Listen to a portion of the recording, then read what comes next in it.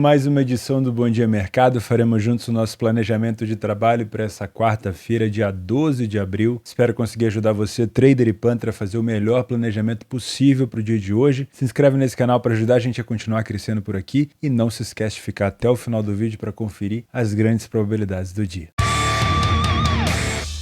Mais um dia de Liga dos Campeões, quartas de final. Temos o jogo italiano, entre Milan e Napoli, jogo de ida, e também um jogo entre o multicampeão Real Madrid contra o Chelsea. Curiosidade é que Real Madrid e Chelsea se enfrentam pela terceira vez consecutiva, temporada 2021, 21-22 e agora 22-23, pelos playoffs. E curiosamente, das últimas duas vezes, o vencedor desse playoff foi também o vencedor da Liga dos Campeões. Real Madrid venceu no ano passado, na temporada passada, e o Chelsea venceu na retrasada, quando bateu o City por 1-0 na final da competição. Então, um confronto cheio de expectativa, mas também cheio de história. Vamos começar falando sobre Milan e Napoli. A gente teve um confronto recente dessas duas equipes no campeonato italiano. A gente tem todo o contexto para criar aqui, para conseguir identificar como chegam essas duas equipes. Primeiro, vamos dar uma olhada na cotação. 2,75 é a odd do Milan em casa, 2,70 é a odd do Napoli. Percebam que o mercado aqui tem uma grande dificuldade de definir o seu favorito, então é um jogo realmente completamente parelho, sem favoritismo. Tivemos o Napoli na Série A italiana desfilando o seu futebol. Hoje a gente pode praticamente dizer que o Napoli já é campeão italiano. Muito dificilmente, com 18 pontos à frente, o Napoli perderia esse título, mesmo já estando confortável, mesmo já estando com aquela síndrome de que vai ser campeão a qualquer rodada e batendo aquele comodismo, né? Mesmo assim, é muito difícil o Napoli perder esse título. O Milan, atual campeão italiano, não faz uma temporada muito boa, sinceramente manteve a base do time do ano passado, mas não conseguiu, principalmente fora de casa, ter as boas atuações que teve no ano passado. E, teoricamente, quando saiu o sorteio desse confronto, a gente na hora já imaginou, bom, o Napoli pegou um confronto facílimo, vai passar de fase, vai chegar numa semifinal de Liga dos Campeões contra Benfica ou Inter e obviamente poderia até chegar também numa final, né? Um time do Napoli que está fazendo uma temporada sensacional. Porém, tudo mudou depois da lesão do Osimhen, o Osimhen, que é o seu principal jogador, o seu grande goleador. Eu já comentei com vocês aqui que o Osimhen, eu vou puxar aqui, ele é responsável por mais de 30%, eu diria quase chegando a 35% dos gols da equipe do Napoli. E isso não é pouca coisa. É um jogador extremamente importante. E nesse inteirinho, entre sorteio e lesão do Osimhen, Napoli e Milan se enfrentaram pelo campeonato italiano e o Milan se aproveitou para aplicar uma goleada de 4-0. Então, eu acredito que o Milan hoje ele conseguiu equiparar esse confronto, não só porque o mercado está dando odds parelhas, mas porque realmente com a lesão do Osimhen, não sabendo se ele volta no jogo da volta ou não, ele não treinou nessa terça-feira. Teoricamente, quem não treina na terça-feira não consegue jogar na quarta-feira. Dificilmente ele vai estar em campo e, obviamente, não sabemos se ele retorna no jogo da volta. Mas o Milan conseguiu, com esse jogo, com essa goleada que aplicou no Napoli e com a lesão do principal jogador do Napoli, equiparar esse confronto, tá? Por isso que eu acho que é um jogo muito mais complicado para o Napoli do que naquela época que saiu o sorteio. Vamos recapitular. O Milan ficou num grupo, na fase de grupos, com Chelsea, Milan, Red Bull, Salzburg e Zagreb. Um grupo ali considerável quase como um grupo de Europa League, né? Tirando o fato do Chelsea, né? Obviamente que também não faz uma boa temporada na Premier League. O Milan ficou em segundo lugar com 3 vitórias em 6 jogos. Dentro de casa, dentro dos seus domínios, foram 2 vitórias em 3 jogos, 1 derrota, nenhum empate. Então o time perdeu ainda, conseguiu perder uma partida dentro de casa. O Napoli ficou num grupo muito forte, com Liverpool, Ajax e Rangers. Era tido como um time provavelmente para ficar entre a segunda e a terceira colocação. Naquele momento já era uma sensação no campeonato italiano, mas não tinha tanta vantagem na frente do placar e acabou sendo líder do grupo com apenas uma derrota. Se eu não me engano, essa derrota foi para o Liverpool em Anfield, mas mesmo assim passou o carro em todo mundo, né? Como visitante, o Napoli só perdeu essa partida para o Liverpool, venceu 2 partidas e se sagrou aqui como vencedor do grupo. O Napoli enfrentou nas oitavas de final o atual campeão da Europa League, o Frankfurt, eliminando com 2 vitórias em 2 jogos, e o Milan enfrentou o Tottenham, venceu na Itália e empatou fora de casa. Então a expectativa que a gente tinha para esse pré-jogo, o Napoli num grupo melhor, enfrentando talvez um adversário capaz de complicar a vida dele nas oitavas, vencendo os 2 jogos, vindo com essa vantagem toda do campeonato italiano, a gente veio com essa expectativa do jogo sendo muito mais favorável para o Napoli, né? O Milan veio de um grupo pior, pegou um Tottenham e poderia ter sido eliminado pelo Tottenham, foi uma pressão muito grande do time do Tottenham em casa. Mesmo assim, hoje, com essa lesão do Osimhen, esse jogo se equipara e fica muito difícil de analisar. Vamos utilizar um pouco dos dados que a gente tem da Série A italiana. Obviamente, são equipes que se enfrentam por lá corriqueiramente, então fica mais fácil da gente entender. O Milan vem de um empate dentro de casa contra a equipe do Empoli, chegou a ter um gol anulado de mão ali com o Giroud, o jogo ficou 0-0 e o Napoli venceu, sofreu para vencer o Lecce fora de casa, teve gol contra, foi um gol estranho, mesmo assim o Napoli conseguiu a sua vitória. O Milan dentro de casa vence mais de 60% dos jogos, foi o primeiro a marcar também em mais de 60% por jogos, é um time que falha pouco em marcar, porém tem sofrido gol com bastante frequência. O Napoli, líder isolado da competição, quase 90% de vitória, sai bastante na frente, mas para um nível de vitória não é tão próximo, né? É maior do que o Milan, mas não é tanta iniciativa assim para um líder de competição. Tem um ataque melhor, tem uma defesa menos vazada, só que falha um pouco mais em marcar em relação à quantidade de jogos, mas fica bem menos jogos sem sofrer gol. A gente consegue ver um jogo parelho não só nas cotações, mas também aqui em desempenhos no primeiro e segundo tempo. O Milan é uma equipe que não sofre tantos gols no primeiro tempo, o Napoli também não. O Napoli vence um pouco mais, perde nada. O Napoli vence um pouco mais, não perdeu nenhum primeiro tempo, mas o número de gols marcados é muito parecido. Segundo tempo, mesma coisa, a única diferença aqui é que o Milan sofre o dobro de gols da equipe do Napoli, tanto no primeiro quanto no segundo tempo. De resto, são bons ataques, boas defesas, times que perdem pouco, então realmente a gente tem, além das cotações parelhas, números estatísticos também muito parelhos para essas duas equipes. Se você é trader, eu viria para esse jogo completamente sem viés nenhum. Quando eu falo viés, é já vir com uma ideia formada na cabeça, tá? É vir com um preconceito. Eu vou trabalhar contra o Milan porque o Napoli é isolado líder do italiano. Eu vou trabalhar contra o Napoli porque o último jogo o Milan colocou 4 gols para cima do Napoli e o Napoli não marcou nenhum. Esse tipo de preconceito eu não aconselho você trazer para essa partida. Eu acho que vai ser um jogo extremamente truncado, decidido nos detalhes. No último jogo, o Milan descobriu os caminhos das pedras para poder complicar um pouco a vida do Napoli sem o Osimhen, sem seu principal jogador, mas eu não acho que vai se expor tanto nessa primeira partida como foi naquele jogo de campeonato. O Milan não tinha nada a perder ali, tá? E o Napoli é a mesma coisa. O Napoli não precisa ficar indo para cima do Milan depois de tomar um gol, 2, 3, como fez no jogo da Série A, porque o Napoli praticamente já é campeão. Então, mesmo sem o seu principal jogador, o Napoli tomava gol do Milan e mantinha-se em cima e continuava dando espaço, porque tanto faz pro Napoli. Vamos ser sinceros. Já esse jogo aqui é diferente. O Napoli não pode ir para Nápoles com uma vantagem de 4-0 contra no placar. Então é uma equipe que vai se expor muito menos. E outra, quem apanha não esquece. Talvez quem bata não se lembre tanto, mas quem apanha não esquece. E o Napoli apanhou feio, tomou um cacete no último jogo e provavelmente o treinador do Napoli já conseguiu entender o que precisa fazer para neutralizar um pouco dos espaços que deu para o Milan marcar, principalmente com o Rafael Leão, que é um jogador totalmente diferenciado no 1 para 1 ali pelo ataque do lado esquerdo. Então acho que o Milan vai se expor menos do que foi na goleada de 4-0, porque pode dar espaço para o Napoli, mesmo desfalcado, e o Napoli vai se expor menos ainda do que aquele jogo. Tá? Por isso que eu acho que é um jogo bem truncado para correção de preço. Se você é Panther, eu não vou te indicar mercado de resultados por aqui, que é um jogo extremamente parelho. A deficiência que o Napoli tem hoje de desfalque fez com que o Milan igualasse muito mais esse confronto. Porém, a coça que o Napoli tomou no último jogo deixou o Napoli muito mais preparado para esse jogo. Então, se eu disser para você que o valor está no Milan, pelo fato do Milan já ter vencido o Napoli e o Napoli está sem o seu melhor jogador, eu vou estar ignorando o fato do Napoli conseguir se adaptar, porque quem apanha, como eu falei, não esquece. E se eu colocar o valor ou o favoritismo para o lado do Napoli para pegar algum tipo de handicap, eu vou estar ignorando o fato do Napoli estar com esse melhor jogador desfalcado e o Milan jogar dentro de casa, tendo já vencido o Napoli no último jogo. Por isso que é muito complicado, tá? O que eu vejo para esse confronto, eu acho muito provável que seja um jogo truncado com poucos gols. Eu vou me surpreender muito se a gente tiver um jogo de novo, como foi em Nápoles, 4-0. Seja para um lado, para o outro, seja 2-2, seja 3-1, vou surpreender demais. Vou me surpreender muito. Eu acho que é um jogo com mais tendência aqui para poucos gols. Se fosse apostar alguma coisa no pré-live, eu iria de menos 3,5 gols. O Napoli está sem o seu maior goleador, mesmo com o Vitor Kvaratskhelia por ali, provavelmente vai ser um time um pouco mais coerente. E o Milan quer decidir em casa, mas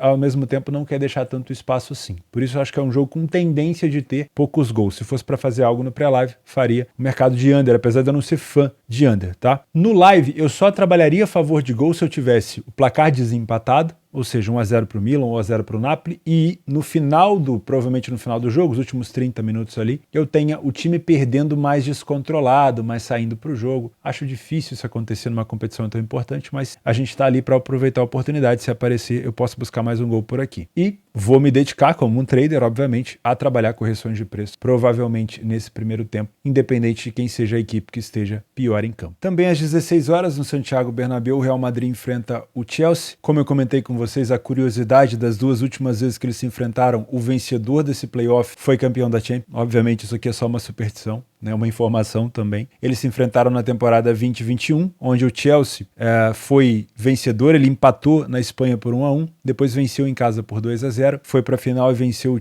o Manchester City por 1-0, gol do Kai Havertz, e depois tivemos na temporada 21-22 o Real Madrid indo até Londres fazer 3-1 no Chelsea no jogo de ida, depois na volta o Chelsea até venceu o confronto por 3-2, mas na somatória o Real Madrid se classificou e enfrentou o Liverpool na final, vencendo com aquele gol do Vinícius Júnior também por 1-0, tá? Então, nesse momento, a gente pode dizer que o Real Madrid ele é amplo favorito para esse jogo. A cotação do Real é 1,70, é um favoritismo claro. Hoje a gente tem um time preparado, com um treinador que tem o time na mão, um elenco bem balanceado, sem muitos desfalques, né? O desfalque do Real Madrid talvez seja o Mendy, seja um desfalque importante, mas que está muito bem ali controlado. E nós temos do outro lado o Chelsea, que tem alguns outros desfalques, apesar do retorno do N'Golo Kanté, que é um jogador de meio campo extremamente decisivo e importante na marcação, mas está sem alguns jogadores machucados, dentre eles o Mason Mount, se eu não me engano, que é um jogador muito importante. O Mount, pelo visto aqui é dúvida, mas eu acho que não joga. Thiago Silva também está lesionado e o Azpilicueta também pode ser que não jogue. O Aubameyang eu acho que não tá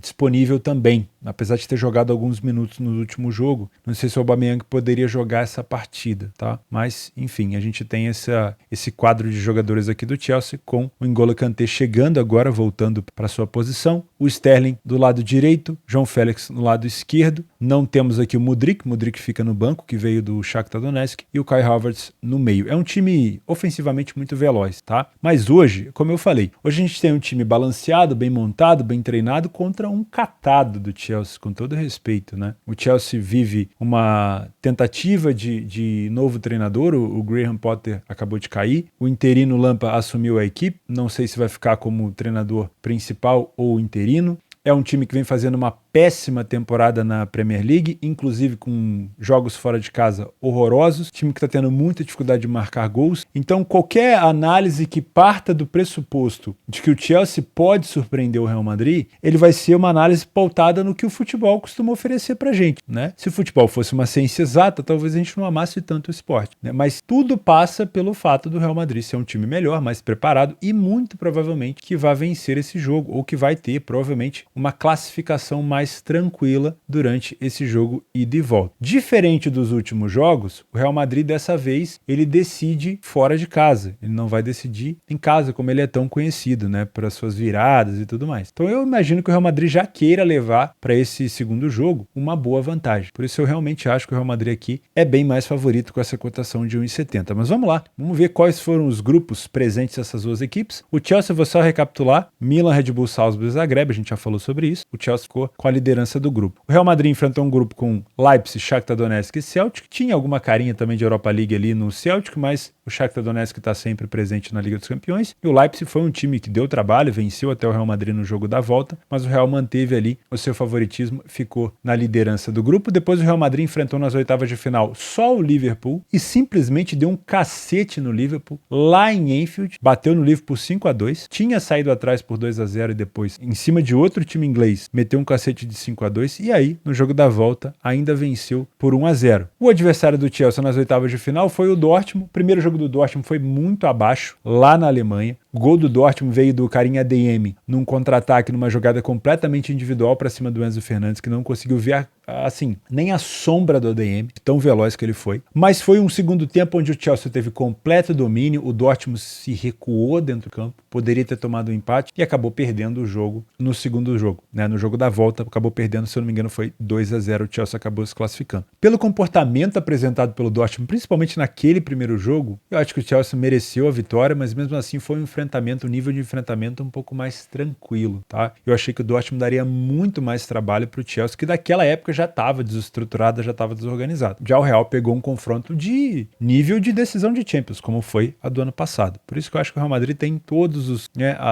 as qualidades e também o histórico nessa Champions ainda de ter pegado adversários mais fortes. Vamos dar uma olhada aqui no PDF de apoio. O Real Madrid dentro de casa em níveis de enfrentamentos espanhol, tá? Do Campeonato Espanhol. 64% de vitória, saiu na frente em 71% dos jogos. Falha pouco em marcar, mas é um time que tem sofrido gol com alguma frequência. Não são tantos gols, uma média ali no máximo próximo de um gol por jogo. O Chelsea na Premier League, que são níveis de enfrentamentos muito difíceis, já falei isso ontem na análise que a gente fez do jogo do City. Hoje o nível de enfrentamento da Premier League é topo. Né? Então, o Chelsea fora de casa venceu 27% dos jogos, 4 jogos em 15. Foi o primeiro a marcar em apenas 40% dos jogos, falhou em marcar em 40% dos jogos, um ataque horroroso e tem tomado gol com muita frequência também, tá? Mais do que um gol por jogo. O primeiro tempo do Real não é espetacular, mas é um primeiro tempo melhor, vence metade, empata metade, não perdeu nenhuma, tem 17 gols marcados e tomou apenas 4. O Chelsea já no nível de enfrentamento mais forte, vence menos de 30, perde mais de 30 e sofre mais gols do que marca. Segundo tempo, mantém-se uma superioridade do Real com o mesmo número de gols marcados, acaba tomando o dobro de gols no segundo em relação ao primeiro tempo, passa a perder um pouquinho. O Chelsea mantém números baixos de vitória, número alto de derrota e ainda cai ainda mais o número de gols marcados. Também passa a sofrer menos, mas continua tendo uma dificuldade muito grande no número de gols marcados. Se você é trader, vai passar muito pelo jeito que o Real Madrid se comporta sem a bola. Porque o Real Madrid não é uma equipe, nem quando goleia, a última goleada do Real Madrid dentro de casa foi contra o Valladolid, 6-0. Nem ali o Real Madrid teve tanta posse de bola, não é um time de tanta posse. O Real Madrid não é uma equipe que vai empurrar o Chelsea para trás e vai jogar propondo o jogo. Consegue fazer? Consegue, mas não é o estilo do Real Madrid, tá? E eu até acho que se o Chelsea ficar só se defendendo na Espanha, ele vai acabar perdendo. Então acho que o Chelsea vai tentar também ter a bola, vai tentar também ter o seu domínio, talvez jogue mais pautado nas jogadas de transição para usar a velocidade do João Félix, do Sterling, do Kai Havertz, ou seja, jogue um pouco mais enfiado entre as linhas ali em contra-ataque, e o Real Madrid acabe tendo mais do que 50% da posse da bola, mas não vai ser muito mais que isso na minha opinião, tá? A não ser que o Chelsea faça um jogo completamente conservador. Levando em consideração que a gente pode ter um Real Madrid sem a bola, sem precisar ter tanta questão de proposição de jogo, fica ainda melhor, porque é um estilo onde o Real Madrid adora jogar. Se o Chelsea quiser disputar a bola então, se o Chelsea quiser jogar parelho, se o Chelsea quiser fazer trocação, melhor ainda. O Real Madrid tem muito espaço para contra-atacar. E se o Chelsea tomar o primeiro gol e se abrir, vai ser ainda melhor para o Real. O que pode dificultar a vida do Real Madrid aqui seria um Chelsea completamente compactado, completamente fechado, fazendo com que o Real Madrid tenha que subir as linhas para propor jogo. De novo, o Real consegue se adaptar, mas aí você teria o Chelsea sendo mais perigoso nas jogadas em velocidade. E aí eu não duvidaria que o Chelsea poderia agredir o Real até marcar gols por aqui. Então se você é trader, o melhor cenário para você trabalhar também pode ser o cenário mais perigoso. O Real Madrid dominando a posse da bola, com linhas altas já no campo ofensivo do adversário e rondando a área, é excelente para você trabalhar back Real ou late Chelsea, mas ao mesmo tempo é perigoso para os contra-ataques. Então verifica já o posicionamento dos atacantes do Chelsea, quem está roubando essa bola, aonde que essa bola está sendo roubada, como que está sendo esticado esses contra-ataques para ver se vale a pena a manutenção dessa posição ou não. Se for um jogo de mais trocação, aí vai ser mais complicado para você ter posição tranquila de trabalhar, mas talvez você tenha uma leitura mais fácil de espaços do Real Madrid, né? Talvez não para trabalhar match odds, mas talvez para trabalhar alguma coisa no live ali a favor de gols. Se você é Panther, eu gosto muito de pensar numa vitória do Real Madrid, mas se você quiser uma situação um pouco mais segura, esse empate anula pode ser bem interessante, porque eu posso ter um Chelsea compactado, jogando em contra-ataque e podendo marcar gols aqui no Real Madrid. Mas se eu tiver um Chelsea dando espaço, ou seja, querendo jogar também, fazendo um jogo de mais trocação, é mais provável que a gente tenha um Real Madrid ou empatando ou vencendo essa partida. Então esse empate anula parece uma situação bem agradável. Gosto muito de pensar também numa situação para no mínimo 2 gols. As últimas vezes que eles se enfrentaram na Espanha, 1-1 e 2-3, né, ou 3-2 para o Chelsea, ou seja, 2 gols e 5 gols. E se a gente puxar o histórico dos confrontos, em quase quase todas as situações a gente teve o ambas marcam, em quase todas as situações a gente teve o over 2,5. Então o over 1,5 me parece bem seguro, seja para você trabalhar no pré-live ou para você trabalhar no live depois, principalmente do gol, se sair, se for o caso, do Real Madrid. Trabalhar over depois que o Chelsea estiver na frente vai ser um pouco mais complicado. É óbvio que se o Chelsea estiver na frente, o Real Madrid vai vir para cima, vai empurrar o adversário para trás e o Chelsea pode ter espaço no contra-ataque, mas eu imagino um Chelsea tentando se segurar um pouco mais se estiver na frente. Então, para o cenário live, gostaria de trabalhar a favor de gols se o Real estiver ganhando, principalmente com as velocidades do Vini Júnior por ali. Acho até que o Rodrigo pode ser titular também para dar essa sustentação para o Benzema invadir a área, né? O Rodrigo puxa muito bem a marcação. Agora, para um cenário de pré-live, eu não vejo com olhos ruins, né? Com maus olhos, esse over 1,5, até cabendo uma possibilidade de over 2,5. Se você for ousado, se você assistir os primeiros minutos e ver que o Chelsea está compactado buscando contra-ataque, podemos ter uma situação de ambas marcam aqui também, tá bom? Eu me surpreenderia muito se o Chelsea vencesse esse jogo.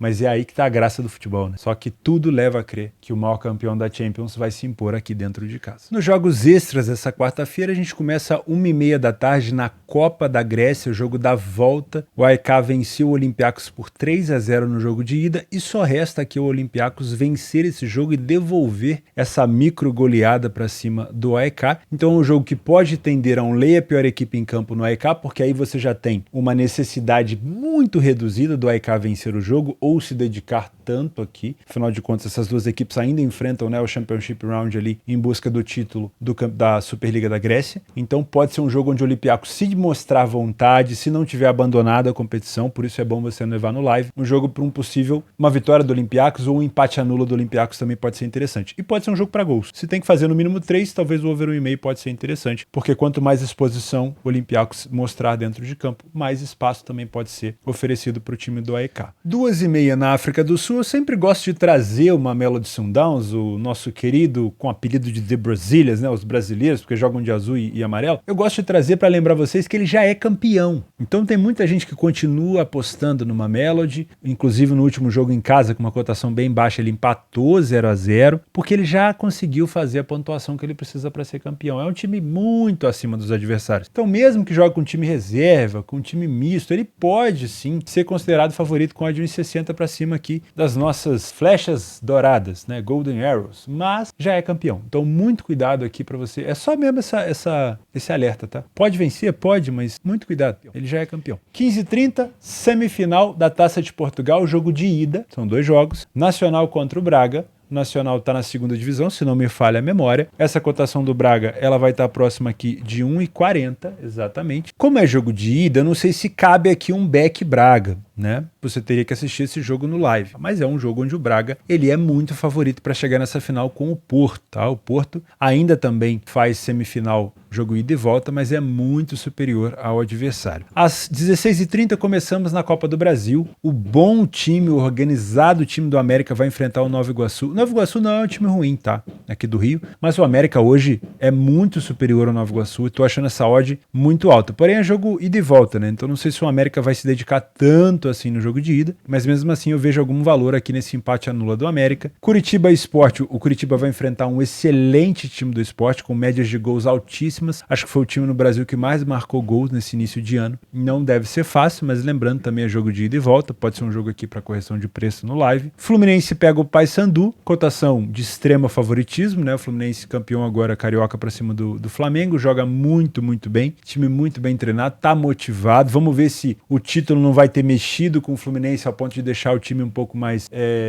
no comodismo, né? Vamos dizer assim, mas acredito sim numa vitória do Fluminense, só que com essa cotação, ou você buscaria a vitória no primeiro tempo, ou buscaria algum tipo de handicap. E eu não gosto de trabalhar com essas odds tão baixas aqui no cenário brasileiro, tá? CRB e Atlético Paranaense, cotações parecidas ali com o do América, mas o Atlético Paranaense não fez um início de ano tão impressionante como foi o América, na minha opinião. Foi campeão, mas é campeão quase todo ano mesmo ali no campeonato dele. Eu acho sim que pode caber caber um empate anula aqui pro Cap, mas tem que ver o quanto o CRB vai se dedicar em casa com o apoio da torcida, tá? Podemos ter uma correção de preço bem grande aqui do Atlético se ele não entrar tão forte. Geralmente, no Campeonato Brasileiro, pelo menos, o Atlético Paranaense não faz bons jogos fora de casa, ele acaba fazendo jogos melhores em casa. Então, cuidado, pode ser um jogo pro Cap se complicar. Palmeiras e Tombense, uma cotação próxima aqui do Fluminense, também não é uma cotação que eu gosto de trabalhar. Pode ser um jogo, a tendência é que a gente tenha um jogo de vitória do Palmeiras, mas eu não trabalharia com essas cotações tão baixas assim. Mesma coisa vale para Atlético Mineiro e Brasil de Pelotas. Acho que o Galo é muito mais time do que o Chavante, porém com essa cotação eu estou de fora. O Ipiranga pega o Botafogo, o Ipiranga eliminou o Bragantino na última fase, o Botafogo não vai pegar um time fácil, até por isso está com uma odd mais alta. Então cuidado, como é jogo ida e volta, o Botafogo pode decidir no Rio, então a gente pode ter um Botafogo se complicando aqui também. Vamos ver o quão empenhado o Ipiranga está para jogar esse jogo. E por último, Remo e Corinthians, cotação do Corinthians fora de casa 1,80, o Corinthians que não vinha bem fora de casa no Campeonato Paulista, mas agora meteu 3-0 para cima do Liverpool do Montevidéu na Libertadores, então pode ser que o Corinthians tenha melhorado um pouquinho, pode caber aqui um empate anula ou no live um leia para a equipe